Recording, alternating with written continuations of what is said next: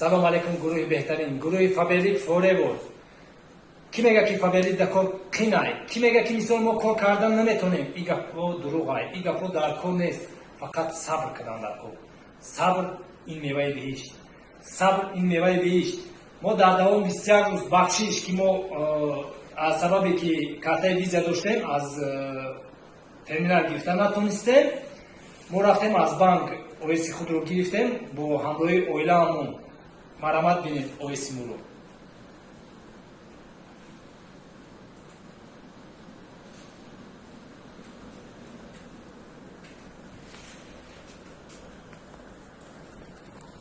در دوام 21 روز اویسی ما گذاشت 11500 سامانی و پیش فابریک و پیش. نگن که فابریک نمیشود میشیده کو. این ما گرفتیم که یکون جای چشم بندیش نیست، ما گرفتیم که میشیده. شما هم میتونید، شما هم با این مقصد ها رسید، شما هم اولیکوی زیاد گیرید. آمین.